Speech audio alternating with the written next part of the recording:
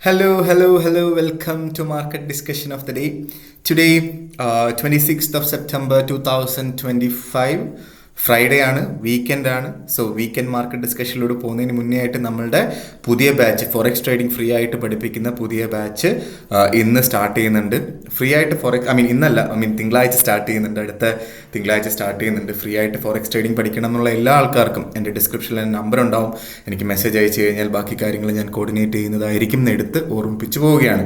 രാത്രി Indian timing 7:30 മണിക്കും 10:30 മണിക്കുമായിട്ട് 2 ബാച്ചിലായിട്ടാണ് ഈ ഒരു കോഴ്സ് നടക്കുന്നത്. 2 ആഴ്ച നീണ്ടു നിൽക്കുന്ന കോഴ്സാണ്. 2 ക്ലാസ്സും, അതായത് 2 സമയത്തും ഒരേ കാര്യങ്ങളായിരിക്കും പറയുന്നത്. 1 മണിക്കൂർ നീണ്ടു നിൽക്കുന്ന ക്ലാസ് ആയിരിക്കും എല്ലാ ദിവസവും നടക്കുന്നത്. ഓക്കെ, വളരെ ബേസിക് ആയിട്ടുള്ളൊരു ക്ലാസ് ആണ് നമ്മൾ പറഞ്ഞു പോകുന്നത്. സോ ഫ്രീ ആയിട്ട് ഫോറക്സ് ട്രേഡിംഗ് പഠിക്കണം എന്നുള്ള എല്ലാ ആൾക്കാർക്കും എൻ്റെ ഡിസ്ക്രിപ്ഷനിൽ എൻ്റെ നമ്പർ ഉണ്ടാവും. എനിക്ക് മെസ്സേജ് അയച്ചു കഴിഞ്ഞാൽ ബാക്കി കാര്യങ്ങൾ ഞാൻ കോർഡിനേറ്റ് ചെയ്യുന്നതായിരിക്കും എന്ന് വീണ്ടും എടുത്ത് ഓർമ്മിപ്പിച്ചു പോവുകയാണ്. ഒരേ ഒരു റിക്വസ്റ്റ് ഉള്ള എന്താ വെച്ചാൽ, ആ ഒരു സമയത്ത് ഫ്രീ ആയിട്ടുള്ള ആൾക്കാർ മാത്രം മെസ്സേജ് അയക്കാൻ ശ്രമിക്കുക. കാരണം എന്താ പറയുക, വെറുതെ ഒരു ക്യൂരിയോസിറ്റിയുടെ പേരിൽ മെസ്സേജ് അയക്കാതിരിക്കുക. 2 ആഴ്ച നീണ്ടു നിൽക്കുന്ന ഒരു കോഴ്സാണ് എന്നുള്ളതാണ് എനിക്ക് പറഞ്ഞു പോകാനായിട്ടുള്ളത്. So coming to market discussion, coming to fundamental side. So ഇന്നലെ നമുക്ക് മാർക്കറ്റിൽ നിന്ന് മാറി നിൽക്കണം എന്ന് പറഞ്ഞ ദിവസമാണ് അല്ലേ. സോ ഇന്നലെ നമുക്ക് മെയിനായിട്ടുള്ള ന്യൂസുകൾ എന്തൊക്കെയാണെന്ന് ചോദിച്ചു കഴിഞ്ഞാൽ, നമുക്ക് ഫസ്റ്റ് ഓഫ് ഓൾ നമ്മുടെ GDP അനൗൺസ്മെൻറ്റ് തന്നെയാണ് ഏറ്റവും ഇമ്പോർട്ടൻ്റ് ആയിട്ടുള്ള ന്യൂസ്. GDP അനൗൺസ്മെൻറ്റ് US വളരെ നല്ല രീതിയിലുള്ളൊരു ന്യൂസാണ് വന്നത്. 3.8% ആയിരുന്നു GDP അനൗൺസ്മെൻറ്റിന് ന്യൂസ് വന്നത്. സോ അതായത് 3.3% ആയിരുന്നു എക്സ്പെക്ട് ചെയ്തത്. പ്രീവിയസ് 3.3% ആയിരുന്നു. ഈ വട്ടം വന്നപ്പോൾ 3.8% ആയി. സോ അതുകൊണ്ടിട്ട് തന്നെ നമ്മുടെ എക്കണോമിക് പ്രകാരം ഗോൾഡ് താഴോട്ട് gold XI USD, GBP USD, Euro USD ഇതെല്ലാം താഴോട്ട് പോവുകയും JPY മുകളിലോട്ട് പോവുകയുമാണ് ചെയ്യേണ്ടത്. നോർമലി അങ്ങനെ സംഭവിക്കാറില്ല, പക്ഷേ ഇന്നലെയും എക്കണോമിക്സ് പ്രകാരം സംഭവിച്ചു എന്നുള്ളൊരു കാര്യം നമുക്ക് മനസ്സിലാക്കാം അല്ലേ. സോ നമ്മൾ ചാർട്ട് എടുത്തു കഴിഞ്ഞാൽ നമ്മളുടെ ഈ ഒരു ക്യാൻഡിലായിരുന്നു GDP അനൗൺസ്മെൻറ്റിൻ്റെ ക്യാൻഡിൽ ഇതായിരുന്നു. ഈ ഒരു ക്യാൻഡിൽ 1:30 ഈ ഒരു ക്യാൻഡിൽ വന്നപ്പോൾ ഈ ഒരു ക്യാൻഡിലായിരുന്നു. ഓക്കെ, സോ ഈ ഒരു ക്യാൻഡിൽ വന്നപ്പോൾ അവിടുന്ന് ഒറ്റയടിക്ക് മാർക്കറ്റ് 3755 പോയി 55 നിന്ന് നേരെ 3730 പോവുകയും പിന്നീട് 3722 വരെ മാർക്കറ്റ് സഞ്ചരിക്കുകയും ചെയ്തു. ഓക്കെ, പക്ഷേ മനസ്സിലാക്കേണ്ട കാര്യം എന്താ വെച്ചാൽ 30 എന്ന് പറയുന്നത് പ്രോപ്പർ സപ്പോർട്ടാണ്. ഒരു 1 അവർ ക്യാൻഡിൽ പോലും 3730 താഴെ സ്റ്റാർട്ട് ചെയ്തിട്ടില്ല എന്നുള്ളത് തന്നെയാണ് മാർക്കറ്റ് അപ് ട്രെൻഡ് ആണ് എന്ന് നമുക്ക് മനസ്സിലാക്കാനായിട്ടുള്ള ഏറ്റവും ഇമ്പോർട്ടൻ്റ് ആയിട്ട് നമ്മൾ മനസ്സിലാക്കി പോകേണ്ട കാര്യവും കേട്ടോ. സോ മാർക്കറ്റ് ഒരു രീതിയിലും താഴോട്ട് വന്നിട്ടില്ല. മാർക്കറ്റ് 3730 അവിടെ പ്രോപ്പറായിട്ടുള്ള സപ്പോർട്ട് ന്യൂസ് ടൈമിൽ പോലും പിടിച്ചു എന്നുള്ളൊരു കാര്യം നമുക്ക് മനസ്സിലാക്കാം. അതേപോലെ യൂറോ ഒക്കെ ഒറ്റയടിക്ക് താഴോട്ട് പോകുന്നത് നമുക്ക് കാണാം. GBP. അതേപോലെ യൂറോ എടുത്തു കഴിഞ്ഞാൽ യൂറോയും നല്ല രീതിയിലുള്ളൊരു ഡൗൺഫോൾ നടന്നിട്ടുണ്ട്. ഓൾമോസ്റ്റ് 100 പിപ്സിൻ്റെ മുകളിലുള്ള ഡൗൺഫോൾ നടന്നിട്ടുണ്ട്. യൂറോയും അതേപോലെ തന്നെ നടന്നിട്ടുണ്ട്. സോ ബേസിക്കലി ഇതുകൊണ്ടാണ് ഈ ഒരു സമയത്ത് ട്രേഡ് ചെയ്യരുത്, അല്ലെങ്കിൽ ഇങ്ങനത്തുള്ള ദിവസങ്ങളിൽ മാറി നിൽക്കണം എന്ന് പറയുന്നത്. മാറി നിൽക്കുന്നത് ഓക്കെ, സ്റ്റോപ്പ് ലോസ് ഇട്ട് കഴിഞ്ഞാൽ നല്ലതാണ്. പക്ഷെ നമ്മൾ ഇമോഷണലി നമുക്ക് ഒരുപാട് പ്രശ്നങ്ങൾ ഉണ്ടാവാനായിട്ടുള്ള പോസിബിലിറ്റി ഉണ്ടാവുന്നത് കൊണ്ടിട്ടാണ് ഈ ന്യൂസ് ടൈമിങ്ങിൽ ട്രേഡിംഗ് പാടില്ല എന്ന് പറയുന്നത്. എന്നാലും പല ആൾക്കാരും ഇന്നലെയും വിളിച്ചിട്ട് മാർക്കറ്റിൽ ഇതേപോലെ വാഷ് ഔട്ട് ആയിപ്പോയി മാർക്കറ്റ്. നമ്മളുടെ ക്യാപിറ്റൽ വാഷ് ഔട്ട് ആയി പോയി എന്നുള്ള കാര്യങ്ങളൊക്കെ പറയുന്നുണ്ട്. സോ നമുക്ക് എന്തിനാണ് നമ്മൾ ക്യാപിറ്റൽ റിസ്ക് ചെയ്യുന്നത്? നമ്മൾ ക്യാപിറ്റൽ പ്രൊട്ടക്ഷൻ ആണല്ലോ ഏറ്റവും ഇമ്പോർട്ടൻ്റ് ആയിട്ടുള്ള കാര്യം. സോ ക്യാപിറ്റൽ റിസ്ക് ചെയ്യാതിരിക്കുക, മാക്സിമം ക്യാപിറ്റലിൻ്റെ 10% മാക്സിമം റിസ്ക് ചെയ്യുക എന്നുള്ളൊരു കാര്യമാണ്. നമുക്കിപ്പോൾ ഒരു $10,000 ട്രേഡ് ചെയ്യുന്ന ഒരാൾ മാക്സിമം റിസ്ക് ചെയ്യാൻ പറ്റുന്ന അവരുടെ ക്യാപിറ്റൽ എത്രയാണെന്ന് വെച്ച് കഴിഞ്ഞാൽ വെറും $1,000 എന്നുള്ളൊരു കാര്യം മനസ്സിലാക്കുക. അതിൽ കൂടുതൽ ഒരു കാരണവശാലും റിസ്ക് ചെയ്യാതിരിക്കുക എന്നുള്ളൊരു കാര്യമാണ് എനിക്ക് എടുത്ത് പറഞ്ഞു പോകാനായിട്ടുള്ളത്. സോ ഇന്ന് നമ്മൾ ന്യൂസിലോട്ട് വരുമ്പോൾ ഇന്ന് നമുക്ക് കോർ PCE പ്രൈസ് ഇൻഡെക്സ് എന്ന് പറയുന്നൊരു ന്യൂസ് വരുന്നുണ്ട്. സോ അത് വലിയ രീതിയിൽ ഭയങ്കര ഇമ്പോർട്ടൻ്റ് ആയിട്ടുള്ള ന്യൂസ് ഒന്നും അല്ലെങ്കിൽ നമുക്ക് നല്ല രീതിയിൽ ടെക്നിക്കൽ ബേസ് ചെയ്ത് ട്രേഡ് ചെയ്ത് പോവുകയും ചെയ്യാം എന്നുള്ളതാണ് ഇന്നത്തെ ഏറ്റവും വലിയ പ്രത്യേകത എന്നുള്ളതാണ് ഞാൻ എടുത്ത് പറഞ്ഞു പോകാനായിട്ടുള്ളത്. Okay, so coming to technical side, നമ്മൾ ടെക്നിക്കൽ സൈഡിലോട്ട് വരുമ്പോൾ അതിന് മുന്നേ ആയിട്ട് പല ആൾക്കാരും ബ്രോക്കേഴ്സ് നോക്കുന്നുണ്ട്. ഇന്ത്യയിൽ ഒരുപാട് പ്രശ്നങ്ങൾ ബ്രോക്കേഴ്സിന് ഫേസ് ചെയ്യുന്നത് കൊണ്ടിട്ട് തന്നെ പല ആൾക്കാരും ബ്രോക്കേഴ്സ് നോക്കുന്നുണ്ടെന്നുള്ളൊരു കാര്യം എനിക്കറിയാം. സോ ഞാൻ പേഴ്സണലി യൂസ് ചെയ്യുന്ന ബ്രോക്കർ സ്റ്റാർ ട്രേഡർ എന്ന് പറയുന്നൊരു ബ്രോക്കറാണ്. സോ സ്റ്റാർ ട്രേഡറിനെ കുറിച്ച് പറഞ്ഞു കഴിഞ്ഞാൽ എല്ലാ രീതിയിലുള്ള റെഗുലേഷൻസും, ഇപ്പം UK റെഗുലേഷൻ, UAE റെഗുലേഷൻ, അങ്ങനെയുള്ള എല്ലാ റെഗുലേഷനും ഉള്ളൊരു ബ്രോക്കറാണ് ആക്ച്വലി സ്റ്റാർ ട്രേഡർ എന്ന് പറഞ്ഞു കഴിഞ്ഞാൽ. ഓക്കെ, നമുക്ക് എല്ലാ കാര്യങ്ങളും നമുക്ക് സ്റ്റാർ ട്രേഡറിൻ്റെ വെബ്സൈറ്റിൽ തന്നെ നമുക്ക് അറിയാനായിട്ട് പറ്റും. കമ്പനിയെ കുറിച്ച് നോക്കിക്കഴിഞ്ഞാൽ, റെഗുലേഷൻസ് നോക്കിക്കഴിഞ്ഞാൽ നമുക്ക് UK UAE റെഗുലേഷൻസ് വളരെ ഇമ്പോർട്ടൻ്റ് ആയിട്ടുള്ള 2 റെഗുലേഷൻസ് ആണ്. അതിൻ്റെ കൂടെ സൗത്ത് ആഫ്രിക്ക, ഓസ്ട്രേലിയ, ഈ 4 റെഗുലേഷൻ, മെയിൻ ആയിട്ടുള്ള 4 റെഗുലേഷനും വളരെ ഇമ്പോർട്ടൻ്റ് ആയിട്ട് സ്ട്രോങ് ആയിട്ടുള്ളൊരു കമ്പനിയാണ് എന്നുള്ളതാണ് അതിനകത്ത് നമുക്ക് മനസ്സിലാക്കാനായിട്ട് പറ്റുന്നത്. ഓക്കെ, സോ അതിൻ്റെ കൂടെ തന്നെ നമുക്ക് ഇൻഷുറൻസ് പ്രൊവൈഡ് ചെയ്യുന്നുണ്ട്. ഓൾമോസ്റ്റ് $100,000 വരെ നമ്മുടെ പൈസ ഇവിടെ പ്രൊട്ടക്റ്റഡ് ആണ്. അതും ലോയിഡ്സ് ബാങ്ക് എന്ന് പറഞ്ഞിട്ട് UK തന്നെ നമ്പർ 1 ബാങ്കാണ് ലോയിഡ്സ് ബാങ്ക്. അവർ പ്രൊട്ടക്റ്റ് ചെയ്യുന്നുണ്ട്. അതൊരു ആഡഡ് അഡ്വാൻറ്റേജ് ആണെന്നുള്ളൊരു കാര്യം മനസ്സിലാക്കുക. സോ ഇത്രയും അതിൻ്റെ കൂടെ നമ്മൾ നോക്കിക്കഴിഞ്ഞാൽ ഇപ്പം നമുക്ക് റേറ്റിംഗ് പല എന്താ പറയുക, ഇതിൽ നമുക്ക് റേറ്റിംഗ്സ് നോക്കിക്കഴിഞ്ഞാൽ നിങ്ങൾക്ക് WikiFX എടുത്താലും ഏത് റേറ്റിംഗ്സ് നോക്കിയാലും അത്യാവശ്യം നല്ല റേറ്റിംഗ്സ് 9 out of 10 അല്ലെങ്കിൽ 4.5 out of 5 എന്ന് പറയുന്ന റേറ്റിംഗ്സ് നിങ്ങൾക്ക് കാണാനായിട്ട് സാധിക്കും. ഓക്കെ, സോ ഇത്രയും എന്താ പറയുക, റെപ്യൂട്ടഡ് ആയിട്ടുള്ളൊരു കമ്പനി കൊടുക്കുന്ന ഏറ്റവും ഇമ്പോർട്ടൻ്റ് ആയിട്ടുള്ള, അല്ലെങ്കിൽ ഞാനിത് നല്ല രീതിയിൽ പ്രൊമോട്ട് ചെയ്യാനായിട്ടുള്ള റീസണും ഇവരുടെ ഡെപ്പോസിറ്റ് ബോണസ് ആണ് എന്നുള്ളൊരു കാര്യം മനസ്സിലാക്കുക. ഡെപ്പോസിറ്റ് ബോണസിൽ യൂറോപ്യൻ ക്ലയൻസിന് 100% പ്ലസ് 20% ആണ് ബോണസ്. അതായത് ആദ്യത്തെ ഡെപ്പോസിറ്റിൻ്റെ അകത്ത് ഫസ്റ്റ് $1,000 $100,000 ഇടുന്ന ഒരാൾക്ക് $2,000 ട്രേഡ് ചെയ്യാൻ പറ്റും യൂറോപ്പിലുള്ള ഒരാൾക്ക്. ഓക്കെ, അതിൻ്റെ കൂടെ എപ്പോൾ ഡെപ്പോസിറ്റ് ചെയ്താലും 20% ബോണസും കിട്ടും. പക്ഷേ ഇന്ത്യൻ ക്ലയൻസ് ആണെങ്കിൽ ആദ്യത്തെ $500 50% അവർ ബോണസായിട്ട് തരുന്നുള്ളൂ. പക്ഷെ എന്നാൽ പോലും നല്ല രീതിയിലുള്ള ഒരു ബോണസാണ്. എപ്പോൾ ഡെപ്പോസിറ്റ് ചെയ്താലും 20% ബോണസും കിട്ടും.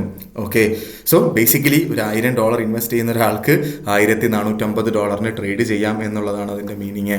സോ നമ്മുടെ സ്റ്റാർ ട്രേഡറിൽ ട്രേഡ് ചെയ്യണം എന്നുള്ള ആൾക്കാർക്ക്, അല്ലെങ്കിൽ ബ്രോക്കർ സ്റ്റാർട്ട് ചെയ്യണം എന്നുള്ള ആൾക്കാർക്ക് എൻ്റെ ഡിസ്ക്രിപ്ഷനിൽ ഞാൻ സ്റ്റാർ ട്രേഡറിൻ്റെ ലിങ്കും കൊടുത്തിട്ടുണ്ട്. അത് ത്രൂ നിങ്ങൾക്ക് രജിസ്റ്റർ ചെയ്യാം. നിങ്ങൾ രജിസ്റ്റർ ചെയ്യാൻ നേരത്ത് ആ ലിങ്ക് ത്രൂ തന്നെ രജിസ്റ്റർ ചെയ്യുക. ആപ്പ് ത്രൂ രജിസ്റ്റർ ചെയ്യാതിരിക്കുക.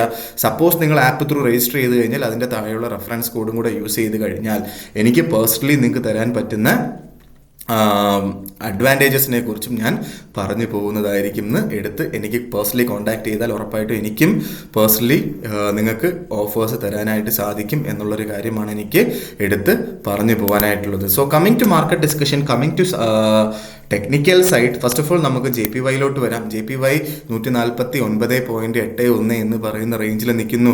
നമുക്കറിയാം റേഞ്ച് വിട്ടുപോയി. 148 to 146 ആയിരുന്നു കഴിഞ്ഞ 3 മാസത്തെ റേഞ്ച്. സോ ഈ ആഴ്ച വളരെ ക്രൂഷ്യലാണ്. ഈ ആഴ്ച നമുക്ക് 148 താഴെ ക്രോസ് ചെയ്ത് കഴിഞ്ഞാൽ നമുക്കറിയില്ല. സോ അതുകൊണ്ടിട്ട് ഈ റേഞ്ച് വിട്ടത് കൊണ്ടിട്ട് തന്നെ ഞാൻ ഇന്ന് പറയുന്നത് ഈ JPY നിന്ന് തൽക്കാലം മാറി നിൽക്കുക എന്നുള്ളതാണ്. കാരണം ഇന്ന് ക്രോസ് ചെയ്ത് 150 മുകളിലോട്ട് പോകുമോ ഇല്ലയോ എന്നുള്ളത് മാത്രമാണ് നമുക്ക് അറിയേണ്ടത്. സോ 150 മുകളിൽ പോയാൽ 150 to 152 എന്ന് പറയുന്ന റേഞ്ചിലായിരിക്കും JPY. സോ ഈ ഒരു ടൈമിൽ നമുക്ക് എന്താ ചെയ്യേണ്ടതെന്ന് ചോദിച്ചാൽ നമ്മളൊന്ന് വെയിറ്റ് ചെയ്തിട്ട് ഇവിടെയാണ് മാർക്കറ്റ് അവസാനിക്കുന്നതെന്ന് നോക്കുക.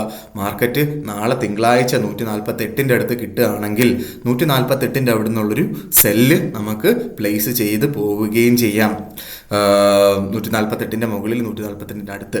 ഓക്കെ, നേരെ മറിച്ച് 150 അടുത്ത് 150 താഴെയാണെങ്കിൽ 150 താഴെയായിട്ട് സെല്ല് ചെയ്തുകൊണ്ട് സ്റ്റാർട്ട് ചെയ്യാം. 148 അവിടെ ഞാൻ സെല്ല് ചെയ്യണം എന്ന് പറയുന്നത്. 148 മുകളിലാണ് എങ്കിൽ 148 അവിടെ നിന്ന് ബൈ ചെയ്ത് മുന്നോട്ട് പോകാം. 150 അടുത്താണ് എങ്കിൽ 150 അവിടെ നിന്ന് സെല്ല് ചെയ്ത് മുന്നോട്ട് പോകാം. 148 അവിടെ നിന്ന് ബൈ ചെയ്യുന്ന ആൾക്കാർ 148.40 താഴെ സ്റ്റോപ്പ് ലോസ് ഇടണം.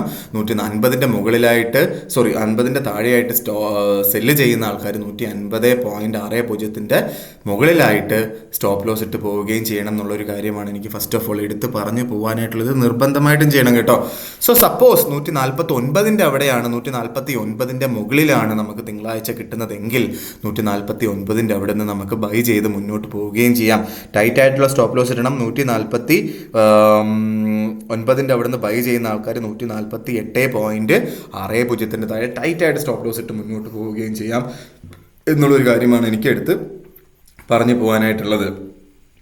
ഓക്കെ, നമുക്ക് നേരെ യൂറോയിലോട്ട് വരാം.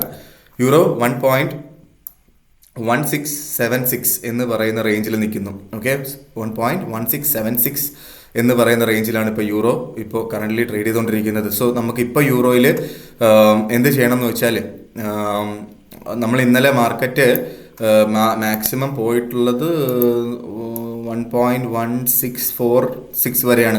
സോ അവിടെ പ്രോപ്പറായിട്ട് സപ്പോർട്ട് ചെയ്തെന്നുള്ളതാണ്, നമ്മളെ സ്റ്റോപ്പ് ലോസ് ഇടുന്ന സ്ഥലമാണ്. അവിടെ പ്രോപ്പറായിട്ട് സപ്പോർട്ട് ചെയ്ത് മുകളിലോട്ട് പോകുന്ന ഒരു കാഴ്ച നമുക്ക് കാണാം അല്ലേ.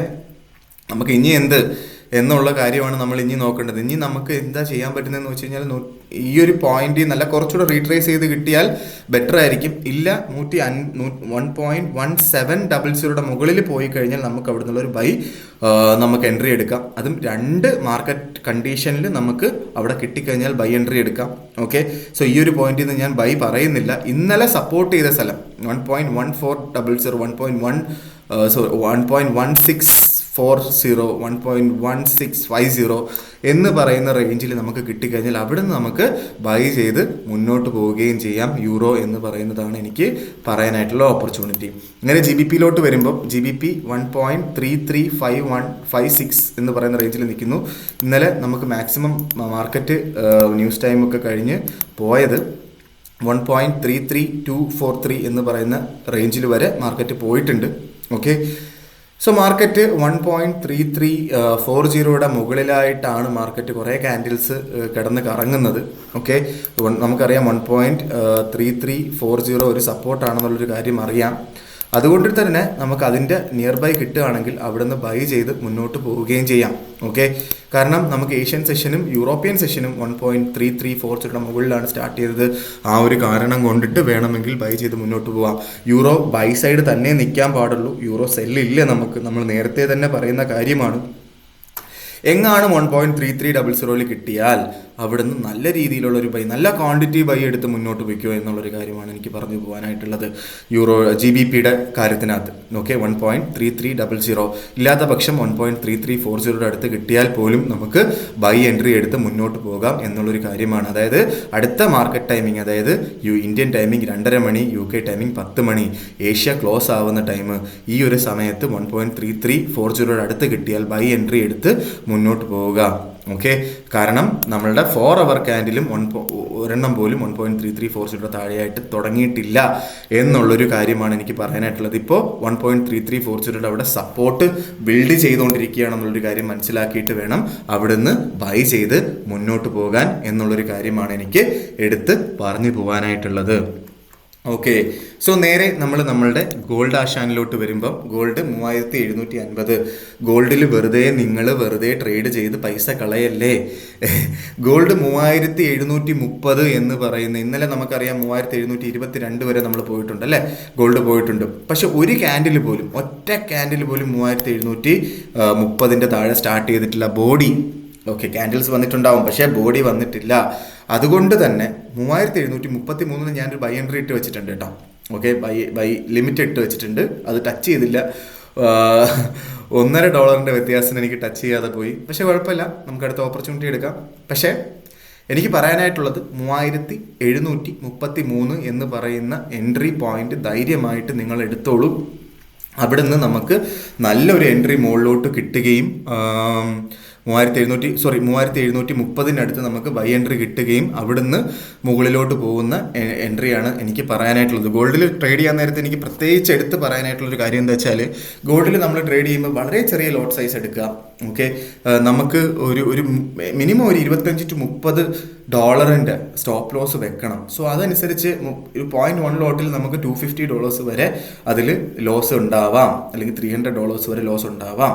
ഓക്കെ, സോ ഒരു $3000 എങ്കിലും മിനിമം വെച്ചിട്ട് ഉള്ള ആൾക്കാർ മാത്രമേ 0.1 ലോട്ടിൽ ചെയ്യാൻ പാടുള്ളൂ.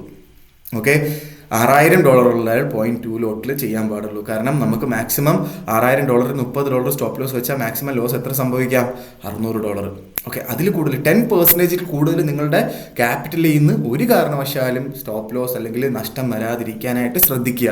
സോ ഇതൊക്കെയാണ് എന്താ പറയുക, ചെറിയ ചെറിയ കാര്യങ്ങളാണ്. ഇത് നമ്മൾ ഫോളോ ചെയ്താൽ ഉറപ്പായിട്ട് നമുക്ക് നല്ല രീതിയിൽ ട്രേഡ് ചെയ്ത് പോകാം എന്നുള്ളൊരു കാര്യം മനസ്സിലാക്കുക. ഓക്കെ, സോ ഇതാണ് എനിക്ക് പറഞ്ഞു പോകാനായിട്ടുള്ള കുറച്ച് കാര്യങ്ങൾ. ഓക്കെ, സോ ബേസിക്കലി ഗോൾഡിൽ ട്രേഡ് ചെയ്യുമ്പോൾ ശ്രദ്ധിച്ച് ട്രേഡ് ചെയ്യുക. നല്ല രീതിയിൽ സ്റ്റോപ്പ് ലോസ് വെച്ച് മാത്രം ട്രേഡ് എടുക്കുക. അങ്ങനെ എടുക്കാൻ പാടുള്ള ലോട്ട് സൈസ് നിങ്ങൾ ഡിസൈഡ് ചെയ്യുക. അങ്ങനെയാണെങ്കിൽ ലോങ്ങർ ടേമിലോട്ട് നിങ്ങൾക്ക് ഒരു പ്രോഫിറ്റബിൾ ട്രേഡർ ആകാം എന്നുള്ളതാണ് എൻ്റെ പോയിന്റ് എന്ന് പറഞ്ഞു കഴിഞ്ഞാൽ. സോ ഇതാണ് എനിക്ക് ഇന്നത്തെ ദിവസം മാർക്കറ്റ് ഡിസ്കഷനിൽ പറഞ്ഞു പോകാനായിട്ടുള്ള കാര്യങ്ങൾ. സോ നമുക്ക് വീഡിയോ ഇഷ്ടമാവുകയാണെങ്കിൽ ഉറപ്പായിട്ടും ലൈക്ക് ചെയ്യുക, ഷെയർ ചെയ്യുക. നിങ്ങൾക്ക് നിങ്ങളുടെ ആർക്കെങ്കിലും ഒക്കെ ഈ പറയുന്ന ഫോറക്സ് ട്രേഡിംഗ് ഫ്രീ ആയിട്ട് പഠിക്കണം എന്നുണ്ടെങ്കിൽ എൻ്റെ ഡിസ്ക്രിപ്ഷനിൽ എൻ്റെ നമ്പർ കൊടുക്കുക അവർക്ക്, അല്ലെങ്കിൽ ഈ വീഡിയോ അയച്ചു കൊടുക്കുക എന്ന് പറഞ്ഞുകൊണ്ട് ഇന്നത്തെ ദിവസത്തെ മാർക്കറ്റ് ഡിസ്കഷൻ ഞാൻ കൺക്ലൂഡ് ചെയ്യാണ്. മാർക്കറ്റ് ഡിസ്കഷനായിട്ട് നമ്മൾ തിങ്കളാഴ്ച കാണുന്നത് വരെ ഗുഡ് ബൈ.